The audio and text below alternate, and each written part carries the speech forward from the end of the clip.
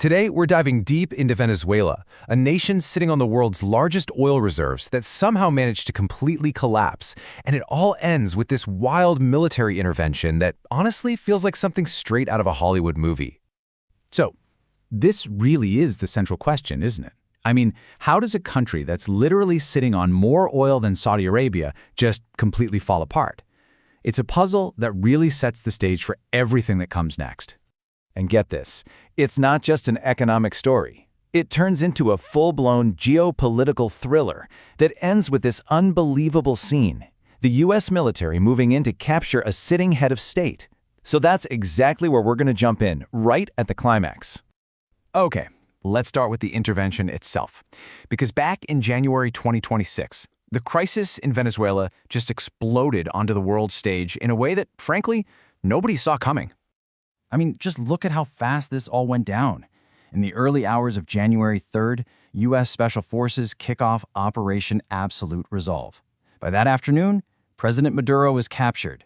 Just a day later, he's on a plane to the U.S. to face charges. And by the 5th, his own vice president is taking over. We're talking less than 3 days. A sovereign nation's leader is just gone, removed by an outside power. It's incredible.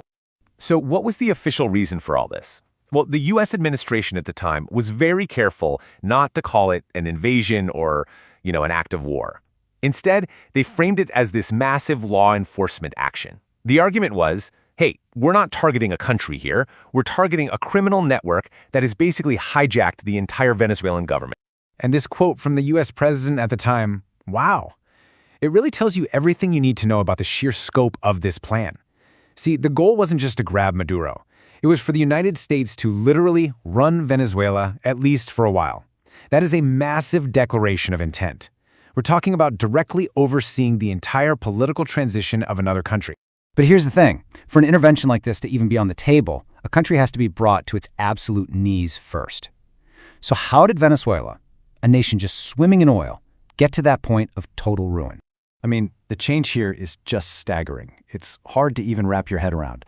On one hand, you had Venezuela as an oil powerhouse, one of the richest nations in Latin America. For decades, right, that oil money funded everything: infrastructure, social programs, you name it. And then there's the now, a state of almost total collapse. When the oil prices crashed and, mismanagement really took over, the whole system just broke. We're talking chronic shortages of food, medicine, a power grid so fragile that nationwide blackouts became a regular thing. Okay, this number is really at the heart of the whole economic catastrophe: 1,600,000%. That's not just inflation. That's hyperinflation on a scale that's, it's almost impossible to imagine. Basically, the government just kept printing money to pay its bills, and in doing so, made their own currency totally worthless. Think about it. Money you earned in the morning could be worth practically nothing by the afternoon. Your entire life savings? Wiped out. Gone. The very idea of money just evaporated. Now, this kind of economic implosion, it doesn't happen in a vacuum, right? It went hand in hand with a political system that was also completely falling apart, creating what was basically a full-blown democracy in crisis. And the 2024 presidential election, that was really the tipping point. So you've got the opposition candidate, Edmundo Gonzalez, who says, hey, we won. Here are the numbers to prove it. And he's got a lot of foreign governments backing him up. But on the other side, the government, which controls all the official channels, just declares the incumbent, Nicolas Maduro, the winner. All of a sudden, you have two different people claiming to be the legitimate president. The country was just fractured right down the middle, with absolutely no clear path forward. So, with its legitimacy in tatters after that election, what does the government do? It tightens its grip. Hard. Human rights groups started documenting this awful pattern of repression. People being detained for no reason, political opponents being tortured, even extrajudicial killings. Suddenly, just speaking out against the government became something that could get you killed. So, what happens when a country's economy completely fails and its political system just collapses? Well, the result is what you'd expect: a human catastrophe on an absolutely epic scale. And this really gets to the heart of it. Just ask yourself, what would it take for you to leave everything behind, your home, your family, your entire life, and just walk into the total unknown? Well, for almost 8 million people, the situation in Venezuela was the answer to that question. And that answer is this number right here: 7.9 million. That is not just a statistic. That's one of the largest human displacement crises in modern history, right up there with what we saw in Syria. And every single one of those numbers is a person, a family, a life just shattered by hunger and desperation. But here's the twist. Getting rid of Maduro, that wasn't the end of the story, not even close. It was actually the beginning of a brand new and deeply uncertain chapter with consequences that would ripple all across the globe. So instead of bringing stability, the U.S. intervention kicked off this new, incredibly chaotic reality. Maduro's vice president, Delcy Rodriguez, takes over, backed by the military. At the same time, U.S. forces are seizing control of the oil industry, the country's lifeline. And on the ground, you've got these armed pro-government militias, the colectivos, being sent out to crush any dissent. On top of all that, a media blackout is declared. It was chaos. And as you can probably guess, the rest of the world was immediately split right down familiar geopolitical lines. The U.S. obviously defended its actions, pointing to narco-terrorism, but its biggest rivals, Russia and China, they condemned it. They called it a flagrant violation of international law and a country's sovereignty. And then you had a whole bunch of other nations in Latin America and Europe who were just deeply concerned. They saw this as a really dangerous precedent that could just make the whole region even more unstable. So you might be asking, why? Why all this intense focus from global superpowers on this one country? Well, it always comes back to this number, $303 billion. That's the number of barrels of proven oil reserves in Venezuela. It is the largest on Earth. The fate of Venezuela is completely tied to the world's energy security, and that right there is why its crisis is everybody's business. And all of this leaves us right here with one of the toughest questions in all of international relations. When a nation completely collapses, who has the right to step in? It's a question about sovereignty, sure, but also about the responsibility to protect people from disaster. And what happens when the old rules of the world just don't seem to apply anymore? There are, as you can imagine, no easy answers. For the longest time, we thought we knew what made a country powerful, right? Big armies, massive weapons. But what if the true measure of strength today is completely invisible? That's what we're digging into, how the battle for the future isn't being fought with bombs anymore, but with bits and bytes. This is all about silicon supremacy. Think back to the Cold War. The whole game was about one thing: nuclear stockpiles. That was the equation for power. Simple. But the microchip? Man, it has completely flipped that script. The race for computational supremacy is the new arms race, and it's happening right now, whether we see it or not.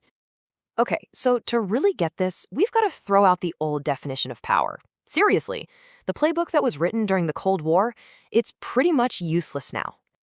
Yeah, for decades, this was it. This was the ultimate symbol of power. A nation's influence was literally measured in megatons. It was kind of terrifyingly simple, wasn't it? The more warheads you had, the more power you held. Period.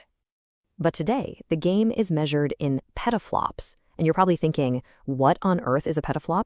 Well, it's a mind-boggling unit of processing speed. We're talking 1 quadrillion calculations every single second. To put that into perspective, it would take you, with a calculator, over 30 million years to do what a 1 petaflop computer does in just 1 second. And this isn't just about being fast. It's about the ability to think, to predict, and to act faster than anyone else. That's the new benchmark for dominance.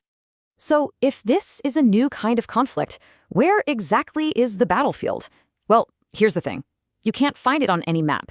It's invisible, it's digital, and it's all around us, all the time.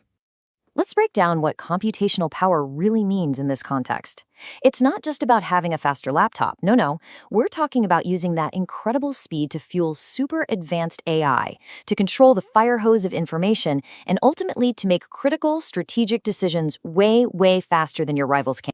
You know, think about it this way. If you can process what's happening in the world, if you can literally process reality, predict the next move, and make your decision before your opponent even grasps the situation, you've already won. That is the ultimate strategic advantage in the 21st century. So this new power structure, it's really built on 3 main pillars. You need artificial intelligence, which is kind of like the brain of the operation. You absolutely need advanced semiconductors, the microchips. That's the muscle, the physical hardware. And then you have to have data control, because data is the fuel that makes this entire engine run. All right, so if this is a war, what are the weapons? Obviously, we're not talking about tanks and missiles. But don't be fooled. these new weapons are every bit as powerful. So here's the modern playbook. First, you use chip sanctions. You basically starve your opponent of the essential hardware they need. Next, you go for algorithm control. This is huge. It's about influencing the software that runs, well, everything from social media to the stock market. And finally, you aim for network dominance, controlling the physical stuff, the undersea cables and satellites that our entire digital world depends on. And we need to be crystal clear about the intent here. When you hear about new tech restrictions or trade rules, just remember this quote. These are not safety regulations. They are acts of strategic warfare designed to achieve dominance. This is all about playing offense, not defense. And all of this, the chips, the data, the algorithms, it all boils down to one massive question. Who controls the future? Because this isn't just a competition over technology. It's a fundamental fight to determine who gets to write the rulebook for our society. The stakes here, well, they couldn't be higher, because the power to control the code, that's the power to shape society itself, to set the rules for our economy, our politics, and maybe even our own perception of reality. It really makes you think. In a world that is increasingly run by software, the people who write that code are in effect becoming our new lawmakers. So that leaves us with this huge, lingering question. If code is the new law, who are the new lawmakers? And who holds them accountable? That's the challenge we all face in the age of silicon supremacy.